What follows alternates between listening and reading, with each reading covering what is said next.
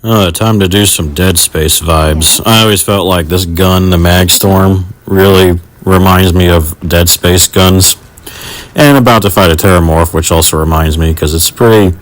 Well, this one's annoying as you'll see because it cloaks, but that also means you can't really see what it looks like most of the fight. If you see its body at the end, I mean, Terrormorphs do look pretty freaky. I mean, in the sense that they look like horror creatures when you actually can see them. And then they make you hallucinate, and the blue flames, you'll see it stick on me, like makes me hear voices, which is cool. So yeah, a little bit of Dead Space vibes, not the full thing. I'm of course not saying it's as good as Dead Space. I'm just saying, it gives me some of them vibes again, which is nice to have in this game.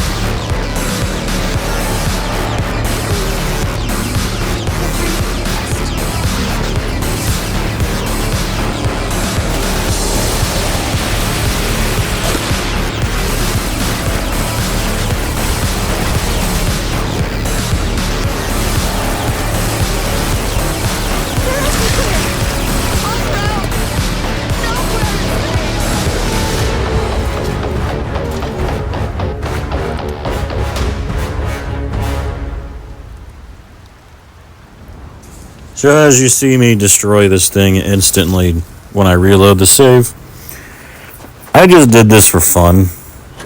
Sometimes when you do these Terrormorph repeat missions, you also get to fight two of them. But usually it's not as fun as I would like, because usually it's just one, and it's never like, I guess the giant one you fight in the main mission is just a one-off. I always wish, I like some of these repeatable quests in Bethesda, because it just gives you something to do for rewards, I know. It's just grindy missions. I still wish they could have made them better. I've wished that for Bethesda for so many of them. It's like, why can't it be a giant Terrormorph every single time?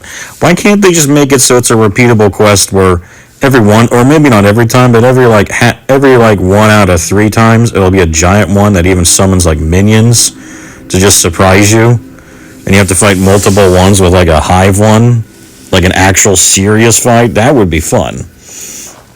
I say serious only casually, because with what you're about to see me do, like Terrormorphs, when you get the right equipment and powers, are insanely easy in this game.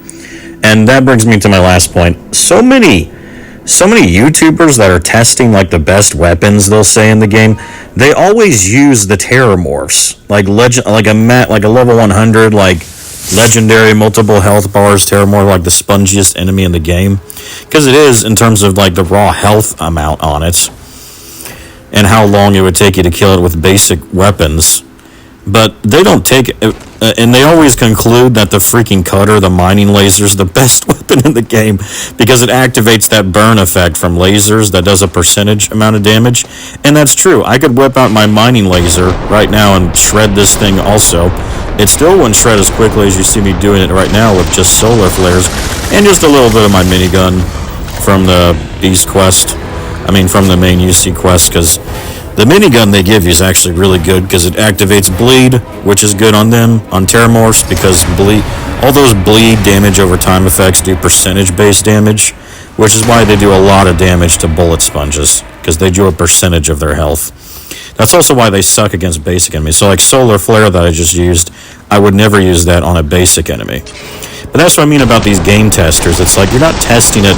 I feel like the best test is to test the weapons against like a non-legendary, just highest level, most common enemy you fight, like a level 100 non-legendary soldier or something, ecliptic or pirate level 100 base enemy. If you do that, the cutter would suck.